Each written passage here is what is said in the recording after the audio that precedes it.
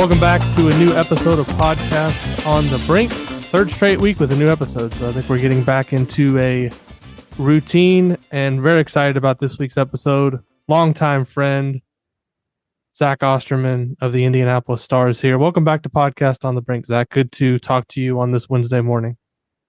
Good to be back. Thanks for having me. So there's actually been a decent amount of news for an August time period right now and with IU basketball in the last couple of weeks. And the headline came out Friday morning. I believe we got a news release from IU. Jeff Kegg sent it out that Mike Woodson had been has earned or received, given however you want to characterize it, an annual raise of $1 million. Just curious from your understanding, was that more a reward for the performance? Is it something that was kind of maybe given to as well with recruiting in mind and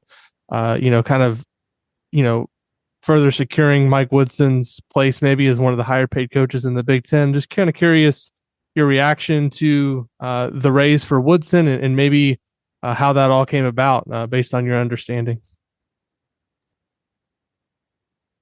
Sorry, I was trying to unmute there. Yeah, I wasn't surprised at the raise insofar as Mike Woodson actually wasn't making a ton of money on his first contract. I mean, listen, $3 million is plenty of money to you or me. Like, I understand that. But when Indiana hired him, they hired him on a contract that paid him a little over $3 million a year. And I was pulling this up while you were talking. USA Today does a wonderful job databasing coaches' salaries annually. And Mike Woodson was 35th in the country in annual salary, according to their database. I mean, like, if you look at Big Ten coaches who were ahead of him, Fred McCaffrey, Fred Hoiberg, who has not come anywhere near an NCAA tournament, in his time, Matt Painter, not surprising, Juwan Howard, not surprising, but Chris Holtman, Greg Gard, even Kevin Willard, and some of that was probably that, Maryland had to hire him away from Seton Hall. But the point is, it's Mike Woodson was making less when he was hired. He was making less until this raise than Archie Miller was making when he got fired, than Tom Crean was making when he got fired.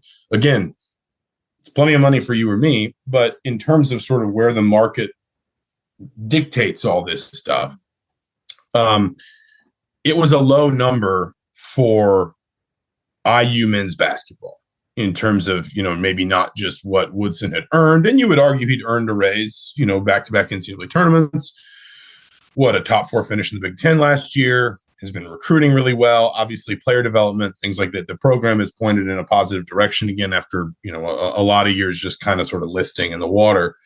But there's also the element of, if you're IU, you want that job to look financially competitive. And at least as things stand right now, especially because I guess we probably removed Bob Huggins from this list, and that's a conversation unto itself. Now it's a top 10 job nationally in annual salary. And the only Big Ten programs ahead of Indiana, or the only Big Ten coaches making more money than Mike Woodson, or however you want to see that, are Tom Izzo, which obviously isn't surprising, and Brad Underwood at Illinois. And so there's the part of it that is sort of, Mike Woodson probably earned this, and the part of it that is sort of like Indiana actually wasn't relative to what you would expect the IU basketball coach to be making next to his peers. Indiana wasn't paying Mike Woodson that much money before. What is also interesting to me is there were no added years, and college coaches kind of obsess over that. They think so much about recruiting. I wonder. I think people will always look at Mike Woodson's age, and I don't want to sit here and speculate because this is not something anyone has whispered into my ear. But people will always look at that and wonder. I do think there's probably also just something in Mike Woodson that says, like, I lived in the NBA for several years. I don't need this 10-year contract. I understand the vagaries of the business, and maybe even the argument for giving a coach these all these years used to be recruiting. And do you need that security the way you used to anymore? You've obviously got you'll always have kids who want to be one and done or two and done, but you're also in the portal every year. I mean, do portal kids need to know you're going to be there for the next 6 years? No, because they won't be there for the next 6 years. So maybe that's just kind of another one of these ways that we have started to adjust the market, so to speak, to this sort of like rapid modernization of college athletics. I don't know. I'm kind of getting a little bit out on a limb, so I'll shut up. But it is interesting to me. I think the money part of it makes a lot of sense, and I think that what was more interesting to me is just kind of what maybe is said or unsaid by the fact that no additional years were added. Yeah, and I think maybe in some ways, when they hired him, they didn't have to pay perhaps market price because he was coming from an NBA job where he was an assistant coach. It was his alma mater. He is obviously greatly interested in the job. Not saying that he would have just taken a paltry salary, something like what, below market value, but he was obviously, as you mentioned, compensated lower than most of the Big Ten coaches. And I think to get him kind of, if Indiana wants to view itself as a top 10 program and kind of aspire to be that again, I think compensating the coach in line with that makes a lot of sense. So I think it was a good move all around. And there'll obviously be some fans who have said, well, he hasn't done too much in terms of postseason success, but you also have to remind some of those folks maybe who are naysayers that the recent history of the program has been pretty pedestrian, and the fact that he came in and went to consecutive NCAA tournaments is no small feat. So I think when you kind of look at it in that context, it makes sense. I wanted to ask you about some of the scheduling news, obviously, that came out. Battle for Atlantis. John Rothstein reported late Tuesday afternoon that Indiana is going to be in the 2024 version of that event. And then you look at this year's non-conference schedule. They're going to New York for the Empire Classic. They're going to Atlanta for the Holiday Hoopsgiving. They're having the conclusion of the home and home with Kansas at Assembly Hall, I think December 16th. And, there was a lot of, I think, questions about ending the Crossroads Classic from some, but when you look at what Indiana is now doing from a non-conference scheduling perspective, it does seem like they're being more aggressive and trying to get into more nationally relevant events. The Battle for Atlantis, obviously one of the premier preseason tournaments. They'll play in that next year. What do you think, IU's strategy is now kind of from a non-conference scheduling perspective? And do you agree that it seems like maybe they're trying to branch out and be a little bit more? Even last year, they played out in Vegas against Arizona in a kind of a national marquee event. It feels like one of the things that Mike Woodson has really wanted to do since he took over the job was to get Indiana maybe a little bit more on the national stage than they were before. No, I think that's fair. It's worth saying, and I think this is stuff that, like, in the micro you recognize, and then in the macro you sort of forget because it's just not something that's worth keeping in your head if you're a fan or whatever. If we wind the clock back 5 years, Indiana had two of its marquee non-conference slots locked up every year. The ACC Big Ten Challenge was nearly always going to put Indiana in a Duke, a UNC, a Syracuse, a matchup like that. And then you had the Crossroads Classic, and both those things are gone now. Obviously, Indiana sort of willingly backed out of the Crossroads. The ACC Big Ten Challenge was a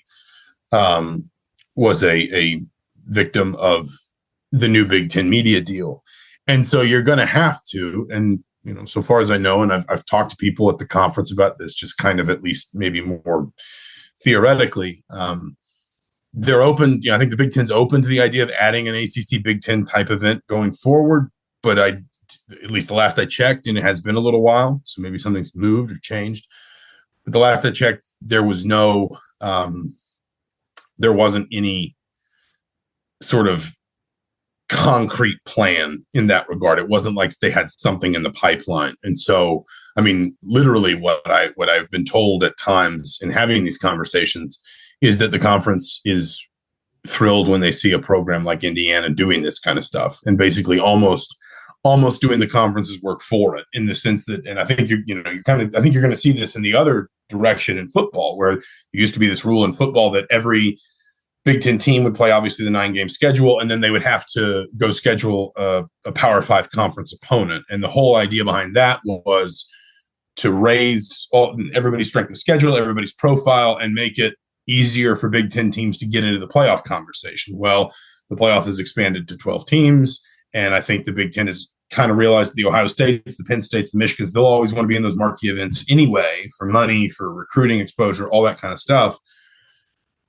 I think you're going to see that the Indianas and the Illinois and the Purdues maybe not held to quite such strict football scheduling standards. I think I know there's a basketball podcast, but I think what you're going to see from the Big Ten in basketball may be somewhat similar, in the sense of the Big Ten would really like to see the Michigan States, the Indianas, the Michigans, I don't know who else you want to throw, the Purdues. I mean, Matt Painter is always kind of putting Purdue in some good non-conference events.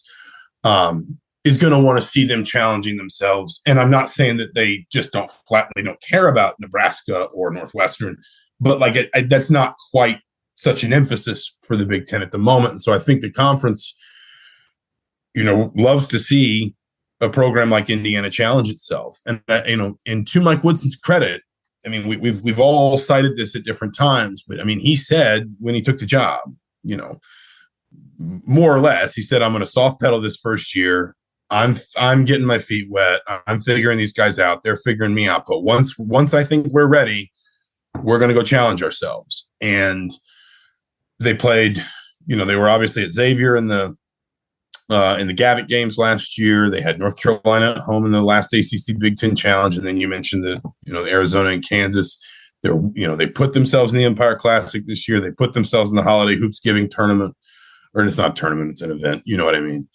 And I'd heard for a while that they were trying to get into Atlantis, that the experience that they had, and I'm going to write something about this in my newsletter later today, the experience that they had when they went down there for their preseason tour in 2021 was really positive. Just the whole operation of it, and it's all self-contained. I think frankly, a big part of the reason coaches like that event is because you get the same benefit for your players and your program as the Maui Invitational, but you don't have to fly 10 hours to do it. The Bahamas is a 2.5-hour flight from Bloomington. You don't change time zones. So it wasn't surprising for me to see Indiana in that event. Obviously, this is the first time they'll be in it, and you can only be in it every so often. They're not going to be in it every year. But I do think, to your point, it also reflects, just kind of a desire from Indiana's perspective to get into these events and stay present in these events. They're going to be back in Maui in 2026, I think is right. And obviously we hope that Maui's kind of back on its feet by then, but everything out there's been very, very sad to just kind of process for any of us who've spent time in Lahaina and all that. And our prayers go out to those people. But I think that you're going to continue to see, as long as Mike Woodson's coach, I think you're going to continue to see Indiana, challenge itself in those ways. And I think there's almost an extent to which, again, this is not me trying to foreshadow Mike Woodson's going to retire tomorrow or anything. That is not what I'm suggesting. But I think we can all also have an honest conversation and sit here and say he's not going to be the Indiana coach for 20 years, 25 years.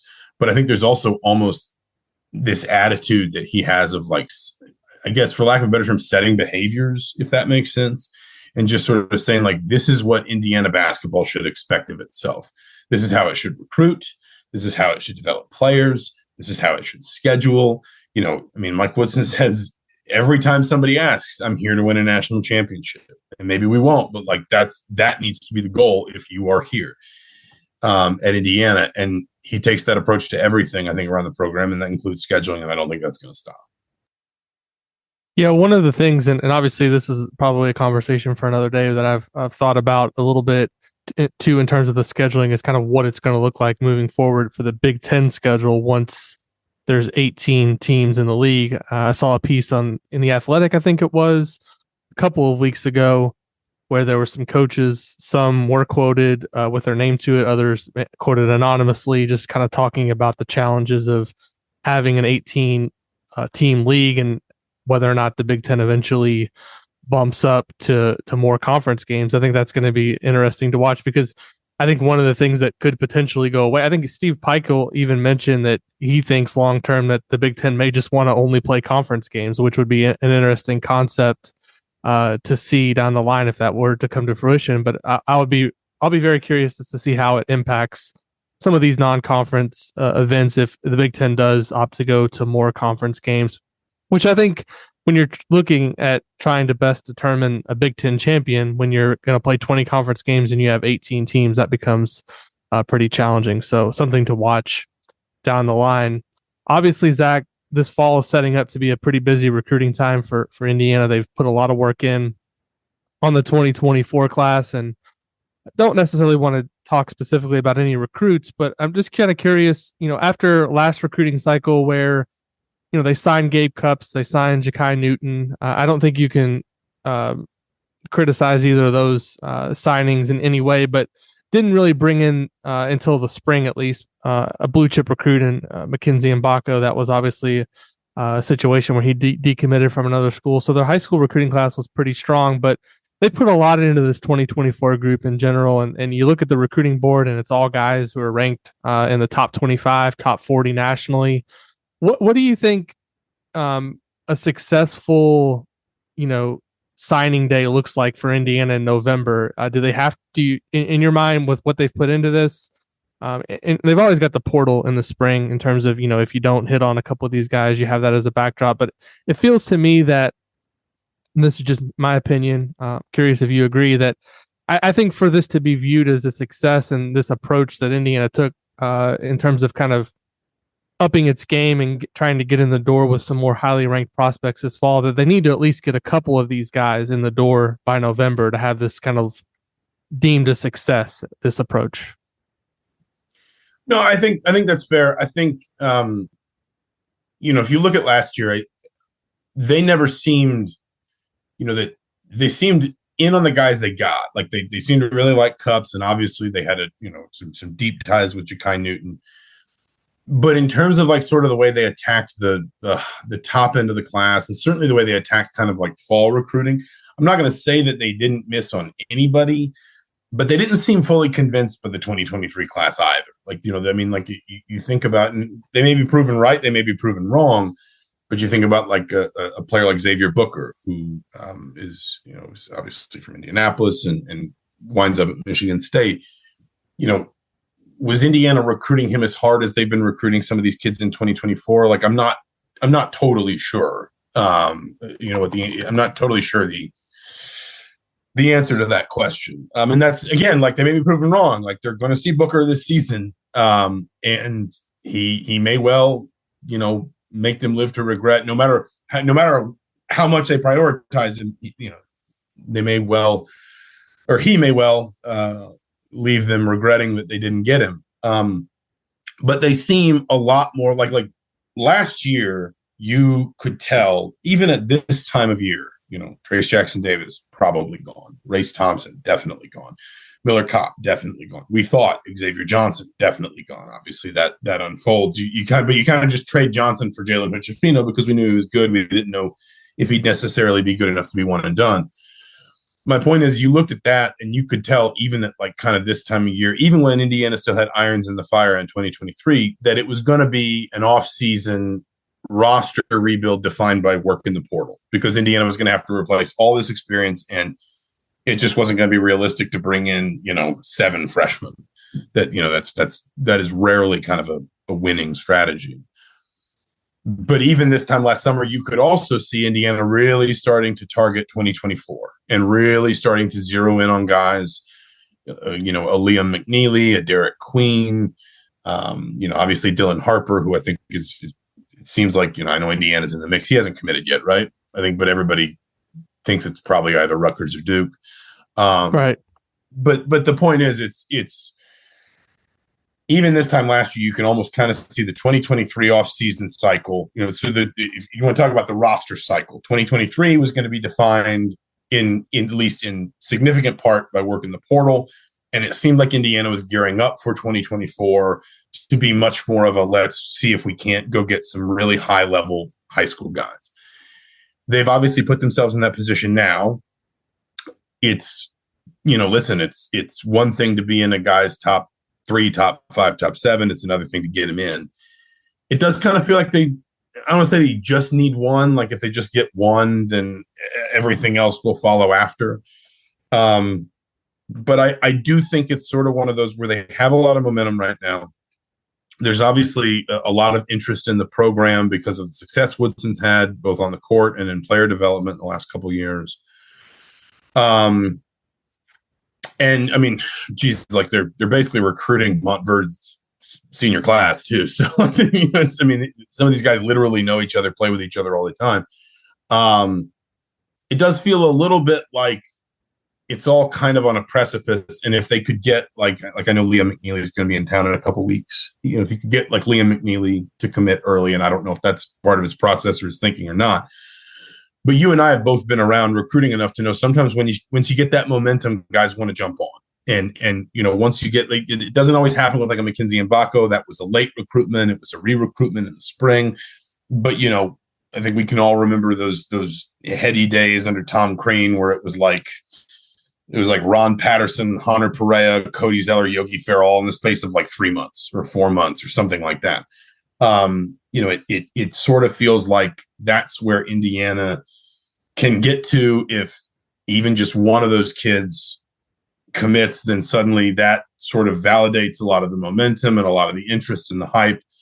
And that makes it easier for the next kid to say, yeah, I want to be part of that too. And then the next one, and I'm not saying Indiana is going to get like 5 top 20 players in 2024, but it does seem like they've set themselves up if they can sustain that momentum through to some commitments to at least land what is probably as impressive of a recruiting class as they've had in a very long time. Certainly at least going back to maybe in terms of rankings, obviously, different kids turn out differently, but in terms of rankings, I mean, you'd probably go back to 2012, maybe. I mean, even further back than that. But you got to do it. And I think to your point about, like how many do they need? I would say you probably as much time and effort and energy as they've invested in this class. I think you'd like to come away with at least two or three impact players signing in November, presuming these kids are planning to sign in November, out of 2024. If you can hit, I mean, it seems like they'd probably take as many as 5, I think. Like that's I mean, the best math I can do. I think, if you don't have all 5, or if there's still some obvious holes, as you said, like you've got the portal in the spring, and if you can get even just like 3 or 4, then maybe that only leaves like one obvious hole in your roster, and you can really just like go all out for 1 or 2 guys in the portal. It doesn't have to be like it was this year where it's like you're trying to sort of, balance all these different irons in the fire at once. But as much time and effort as they've invested in 2024, I think they need to see meaningful return from that. Like just if for no reason other than because you have put in that time and you do have this momentum, but momentum has to be sustained. It doesn't just exist in perpetuity for you. Another thing I've started to think about a little bit as we get closer to the fall and Big Ten Media Day in early October, we'll be here before we know it, is just kind of the hierarchy in the Big Ten and what it's going to look like next season. I think a lot of people can agree that Michigan State and Purdue goes in as the favorite based on what they're bringing back and their regular season success last season. Michigan State brings in a great recruiting class and returns mostly everybody notable outside of Joey Hauser to its roster. I did a recent stab at power rankings, and obviously this time of year it's hard to do because there's a lot of moving pieces with rosters and trying to figure out a lot of these transfers, how they're going to fit into the various rosters. I had Indiana right there in the middle of the pack at 7th, which I felt was fair based on the roster turnover and what they've lost and the unknowns of the new guys coming in. I'm just kind of curious from your perspective, big picture, what do you kind of look at Indiana's as Indiana's floor next year as a team in the Big Ten, and what maybe do you see as its ceiling next season in the Big Ten? I mean, it feels like we say this annually, like the old feeling that you could really group teams in some pretty like specific buckets and say sort of like, say like these are the clear top four and these are the clear next three and these are the clear next three and all that. Like it feels like we've said this every year for 3 or 4 years now. There's so much roster churn, the portal, the way things change, that outside of maybe the group that you'd look at and say it would be a surprise if they're not in the top 5, like Indiana last year. I mean, I know they were picked to win the league, but even people around Indiana were saying, yeah, but there's still a lot that's uncertain. But you'd be surprised if they weren't a top 5 team in the league, and they wound up 3rd. And so it was kind of like that, it feels like there's always a much sort of like softer, hazier middle annually. And I do think more teams wind up where Indiana is this year. I think Indiana is probably a more extreme case of it because of all the roster turnover, and because like I think that it's not just they brought in a bunch of new players. It's that I suspect they're going to play differently than they have the last couple of years, because Mike Woodson has been open about saying he'd never really run an offense through a post player the way he did Trace Jackson Davis, and kind of the unspoken thing, the inference a lot of times, and I think a couple of times Woodson almost more or less said this. He was being obviously very deferential to Trace, but he was kind of saying, this isn't how I run offense. I was doing this because I had this, do everything All-American in the post, and I'd be a fool not to play through him and use him the way I used him. But that's not what we're going to do going forward. I mean, like almost like he never said this, but it's almost him in a way saying like, I never would have recruited Trace Jackson Davis to be Trace Jackson Davis or what Trace Jackson Davis became out of high school.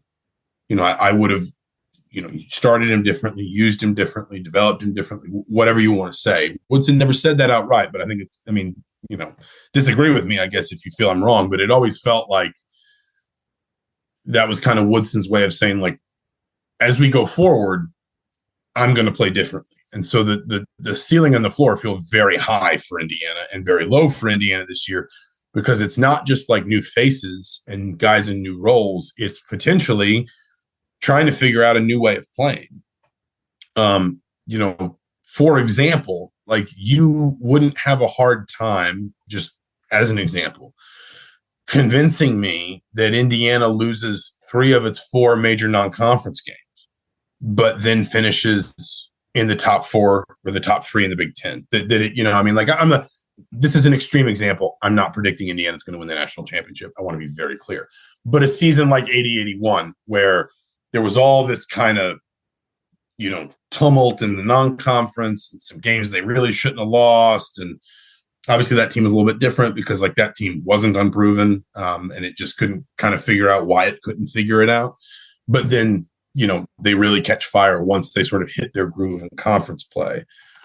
You wouldn't have a hard time selling me on that. You also wouldn't have a hard time selling me on Indiana finishing, 8-12 in the Big Ten or 9-11 in the Big Ten. I do think that there's a baseline level of talent that is going to see Indiana through, especially at home, a lot. I think Indiana's got good point guard play, and at very least among starters, and I know we may talk about depth, but among starters, just generally good guard play. And that's always going to be important. And you've got, NBA level talent at multiple spots on the floor. And frankly, I would also just say too, like, I think Mike Woodson I think it is fair to look at what Woodson has done both in his past and certainly in the 2 years he's been in Indiana and sort of say like his floor as a coach is fairly high. Now, the question maybe is how high is his ceiling in college when, guys are changing all the time and they're younger and you've got to develop them, but you may have less time with them and you're getting guys out of the portal and you guys are going one and done and all those different kinds of things. But it's hard for me to imagine just some sort of like disaster scenario, I guess, for Indiana. But I do think like if you want like a range of like possible outcomes in terms of Big Ten finish, like I could go anywhere from like 3rd to 8th, 3rd to 9th. And it's also worth saying, like we say this, we don't know what their Big Ten schedule is yet. We know their opponents, but like we don't know who they're playing when. And I always reference, and I know a lot of people do, that 15-16 season where Indiana had an incredibly soft opening to the Big Ten schedule, but they blitzed through it. They started 7-0, and that set them on course to win the league. And it was sort of one of those things where it was a much tougher end to the schedule, and they weren't playing well coming into Christmas. And would the season have gone the same way if they had all those games, those difficult games, at the end of the Big Ten schedule instead at the beginning of the Big Ten schedule? Who knows? So that's kind of part of this equation that we just can't factor for. But I do think like Indiana, there is a wide range of possible outcomes for Indiana this year. And this is not me making excuses in advance. This is genuinely my opinion. I would tell IU fans, like, if Indiana goes to the Garden on November 19th and UConn roughs them up a little bit, like this of all seasons is not the season to panic about that. Like, this is the sort of season to look at and say, listen, there may be some growing pains, and there may need to be some steps back to take steps forward when it matters. Because there's so much about this team that is going to be fascinating to watch shake out. I wanted to talk about some individual storylines that I'm thinking about as the start of practice approaches here in a little more than a month from now.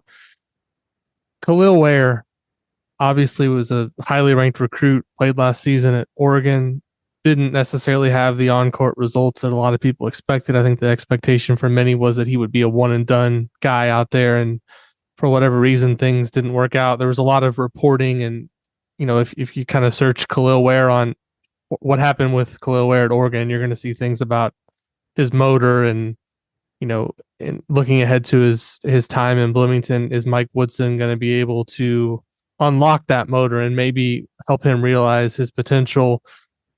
What do you maybe see as the biggest challenges for Woodson as a coach, going from this solid, reliable rock in Trace Jackson Davis to a guy who, quite frankly, may be more talented in Kel'el Ware, but obviously he's not going to be the same type of player that Woodson can rely on night in, night out for 18 points and 10 rebounds a game, or whatever it was that Trace 20 and 10 he got regularly every night.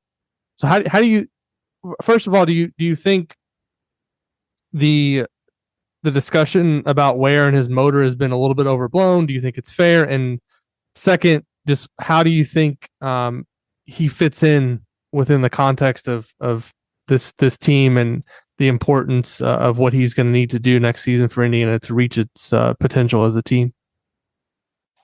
I mean, again, like, it's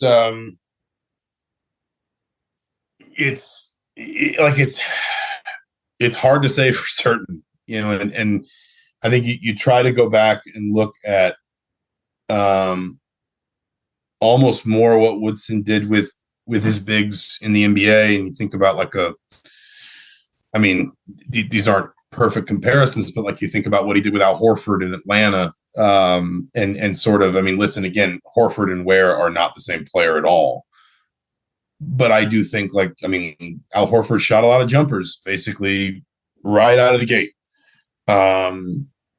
as a rookie in Atlanta, and in Atlanta moved him around a lot. And that was a team, that was an Atlanta team that really played without a true center nearly all the time. And I think that as much as we're going to classify Kel'el Ware as a center, and listen, his body type, he's 7 feet tall, he's got the wingspan, all those things, like he is a center.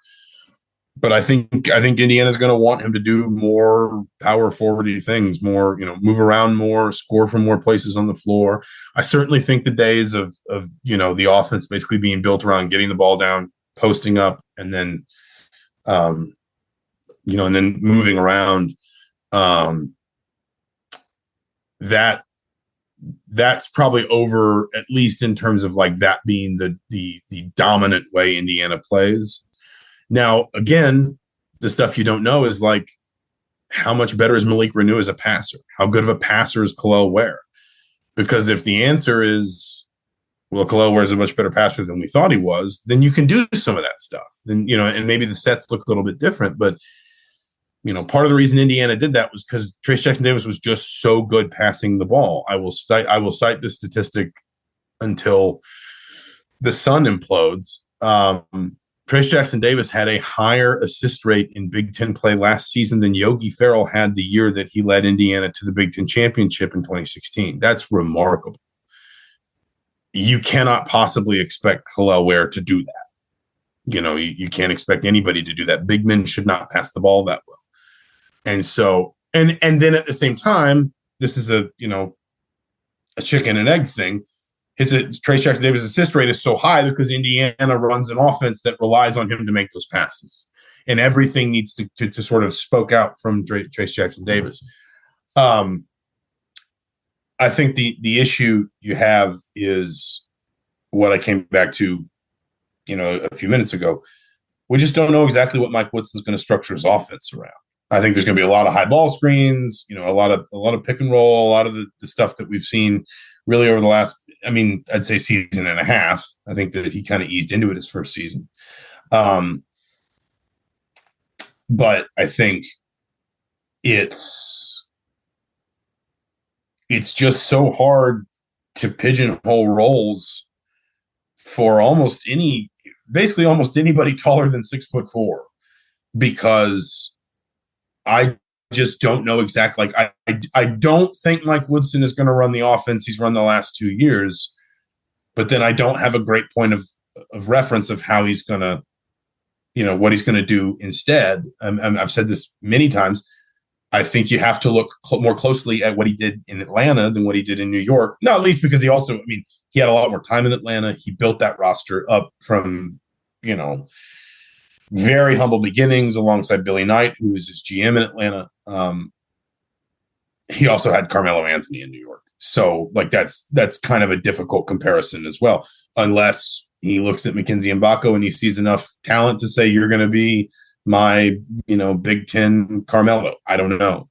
But there's just so much about the complexion of this team and the way Mike Woodson's going to put it on the floor that I just don't know yet. And so I know it's a cop-out answer, but I just don't know, what he has in mind for so many of these guys, including Kel'el Ware. The guard depth is another thing that has come up a lot this offseason, with obviously Xavier Johnson returning to be the point guard. Trey Galloway will likely start at the 2, but then you look behind that and you've got an unproven freshman in Gabe Cupps. You've got Ja'Kai Newton, who appears to be questionable at best to play this season. We don't know exactly the details of his injury, but Indiana did say that he had a procedure recently, and we know that he didn't play for much of his senior year down in Georgia. And then you've got Anthony Leal. Beyond that, you've really got a cast of walk-ons and other pieces that Indiana is going to try to maybe, who knows, could Caleb Banks play some minutes at one of the guard spots if needed? We don't necessarily know how that's all going to shake out. How concerned should Indiana fans be about the guard depth on this roster? And is this going to be a situation where you're going to need to get 34, 35 minutes a night consistently out of Xavier Johnson and Trey Galloway to make this work, or are there enough pieces to fit in here that they're going to have some depth at the guard spots? I think depth is going to have to develop. I think you're probably going to have to get a lot from those two guys early, and I think that for Gabe Cupps in particular, I think is maybe the first guy that fills some of those holes. I think CJ Gunn, obviously you need to come along, but Gunn's a sophomore. There's stuff that he's going to know. He's not going to have to kind of learn on the job, so to speak. I think Cupps is the guy that is going to need to have a really good non-conference schedule, and especially, frankly, the games, the guarantee games, the games at home, the ones where you can maybe play him a little bit more, rest your starters a little bit more, let him fail some to learn, and all the sort of failure to succeed and blah, blah, blah, all those cliches. I do really think it's November and December are going to answer that question. And I think that guys like Gunn and Cupps are going to be the ones that if Indiana is going to have that depth, I think it's going to reveal itself fairly quickly. But I also think that, especially again for a guy, I mean, you're talking about a freshman point guard, you're going to need to let him fail some, and then let that be the thing that sort of carries forward. And again, that's where I come back to, like, Indiana's not going to be the same team in late January that it is at Christmas or that it is at Thanksgiving. And like, Indiana fans are going to have to be comfortable with that. And if I'm wrong about them and they hit the ground running and they're ranked in the top 10 all year, then you're all going to have fun anyway. So who cares? But I do think that, like, when you talk about what needs to develop, what needs to come along, guard depth is going to be something that really has to be kind of zeroed in on in November and December, and you're gonna have to tinker with it. And again, I think you're gonna have to fail a little bit to succeed with it, if that makes sense. Yeah, I should have mentioned CJ Gunn there when I was mentioning the guard depth. Definitely think that he's going to be a big part of the rotation in terms of how the depth works at the guard position, and I definitely think it's been an important offseason for him. And so I did not mean to forget mentioning his name. I think he's going to be a big part of things for the Hoosiers next season. Zach, before we let you go, just curious kind of what you're working on right now for the Indy Star, and obviously you're gearing up for the start of football season. Don't know exactly what that's going to look like for the Hoosiers. Expectations are low for Indiana football this season, but there's, at the start of every season, there's optimism, and there's hope that things will be different. Are there I guess a two-parter. What can we look forward to in terms of your coverage coming up at the Indy Star, and from an IU football perspective, just what are realistic expectations for the fan base this coming season? I think the first thing I would say is I'm probably higher on this team now than I was at the start of fall camp. And I don't want to say enormously higher.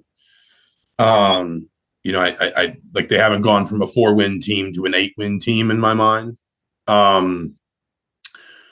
But I do think this group is better along both lines of scrimmage, which is really important, especially the offensive line.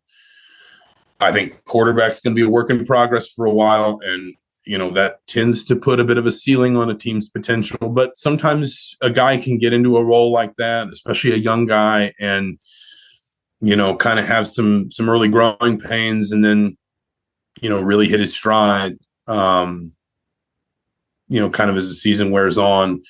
I think I'm actually maybe in the minority on this. I'm actually of the opinion that playing Ohio State week 1 isn't the worst thing in the world for Indiana. Number one, I think it keeps guys sharp and focused, and kind of really sort of, for lack of a better term, sprinting into the season. Number two, if you lose it, it's sort of like, well, the good news is, as long as nobody gets badly injured, playing Ohio State week 1 means you don't play in weeks 2 through 13. And that just kind of gets it out of the way.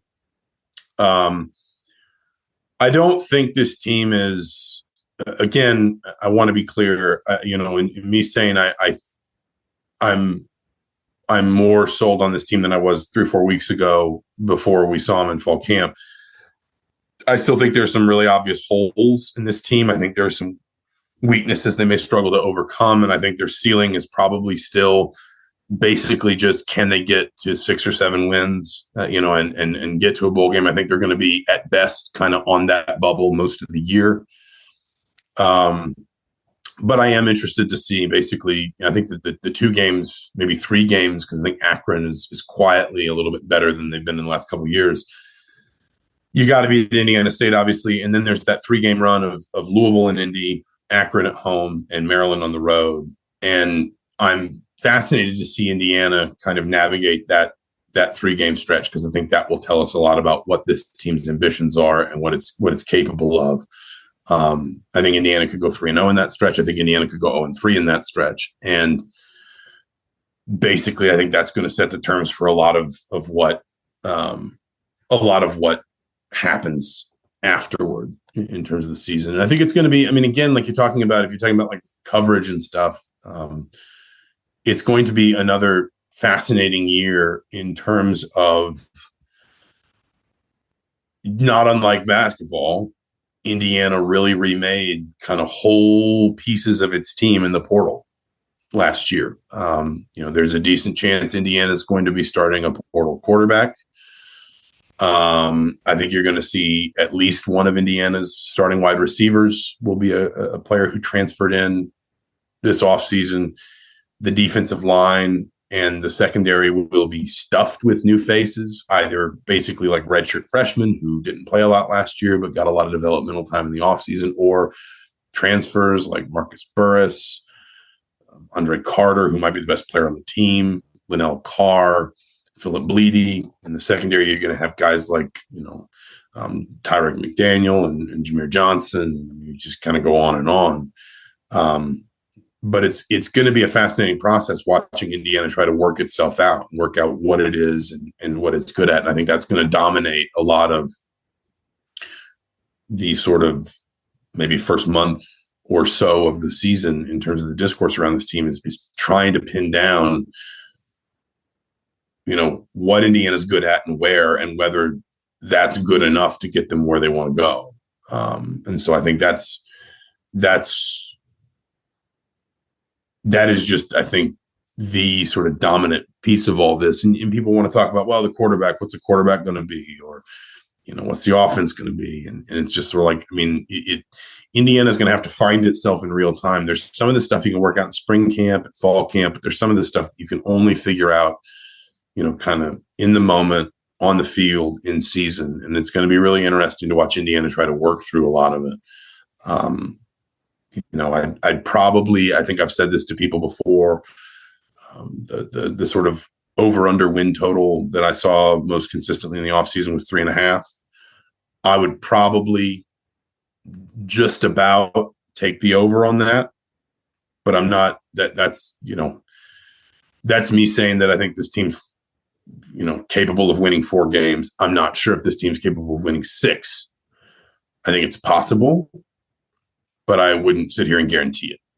And so it's just going to be, to me, it's going to be interesting. And the other piece of it too is, again, when you talk about the schedule, Ohio State and Michigan are both done by week 6.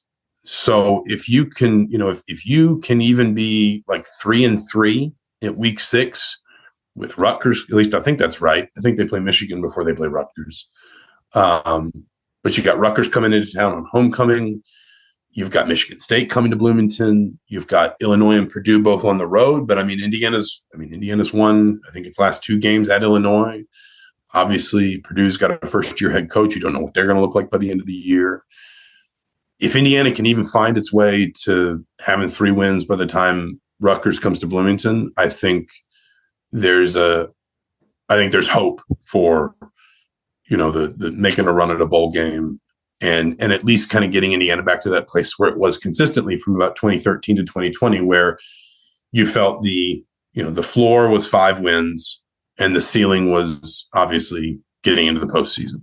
And I think that, to me, that would be sort of an optimal starting point in terms of good outcomes for this season. And it's going to be interesting. And it's going to be interesting to write about it, potentially. Obviously, it could all bottom out, and then it's not interesting, and Indiana just isn't competitive at all this fall. But I think there's a chance that they could be kind of better than expected, and at very least kind of a team that is worth watching sort of develop across the course of the season. And if nothing else, I've spent yesterday writing most of it, and I'll probably finish it tomorrow. I get to write a story I've been working on all off season about the air raid offense, which is what Walt Bell runs. It's what Graham Harrell runs at Purdue. It's obviously was made famous by Mike Leach and Hal Mumme. And basically the story is just kind of how the air raid was seen as a novelty, 20, 25 years ago. And now it's just kind of taken over football, from the high school level on up through the pros. You see air raid coaches and air raid concepts just all over the place. And I think I want to say the Big Ten's got something like 4 or 5 just like out and out air raid offensive coordinators now. Walt Bell played in it at Middle Tennessee State. Graham Harrell was a quarterback for Mike Leach, Phil Longo, who's the offensive coordinator at Wisconsin. Basically just developed it. He just studied it, and then he met Leach at a convention and kind of walked through it and decided he was going to go all in on building his own sort of version of the air raid. And that's just a football nerd story, but I hope people read it because I've had a lot of fun reporting it. So, well, we'll look forward to that, Zach. You can follow Zach on Twitter /X/ whatever maybe the new name will be by the end of the recording of this podcast, at Zach Osterman. Support his work at indystar.com. And Zach, we always appreciate you taking the time to join us on the show. Thanks for being here. Absolutely. Thanks for having me. As for Podcast on the Brink, as I mentioned at the top, 3 straight weeks with an episode. So we're kind of getting back into the swing of things here. Hopefully be back next week with another episode of Podcast on the Brink. If you enjoy the show, please take the time. It doesn't take very long. Leave us a rating or a review on Apple Podcasts. Leave us a rating on Spotify. I noticed we got a couple of ratings on Spotify last week, so that's great to see. Helps us raise awareness for the show and helps more people discover the show. So really appreciate you taking the time to do that. And we'll be back soon with another episode of Podcast on the Brink. Thanks everybody for listening.